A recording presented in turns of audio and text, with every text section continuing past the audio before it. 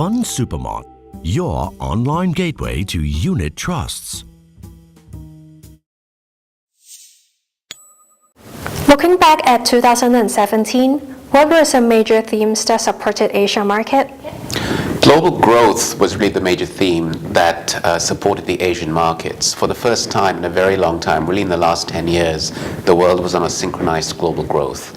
This was really expressed through industrial stocks and technology stocks that were the main outperformers in 2017. What do you see as the major themes for Asia in 2018? Is Asia still attractive? We're very excited about the outlook for investing in equities in 2018. One of the major themes that we are very focused on is what we call smart capex. Smart capex is about companies that are investing in technology, software-related spending that is really enhancing productivity and leading to margin gains for most companies around the world. The major suppliers of this equipment are in Asia, particularly in smaller cap companies that have invested heavily in R&D for several years now. These companies are now an integral part, they are a key component of supply chains around the world. Does the downward trajectory of the Chinese economy concern you? No, it doesn't concern me. We've seen that over the last few years, since really 2016 onwards, that the Chinese authorities have been extremely adept at managing what is an extremely large economy, it's the second largest economy in the world, from avoiding a hard landing. China is going through a secular shift from manufacturing to consumer.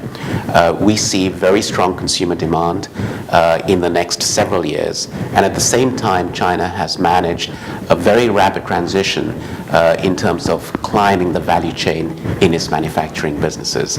So we see high levels of productivity in China, we see strong consumption growth, and so it's the quality of growth that we're really focused on, not the absolute amounts of growth. What are the biggest opportunities or challenges for the year ahead?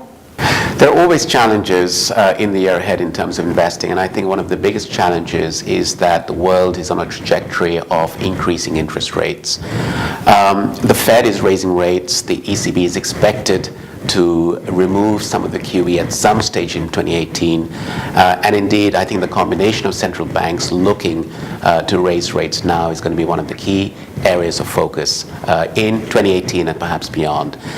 We're not very concerned about it because we think that central banks will err on the side of caution, and indeed the strong fundamental development that we see in companies around the world is a key mitigant against any of those challenges. What will be the opportunities in Asia in 2018?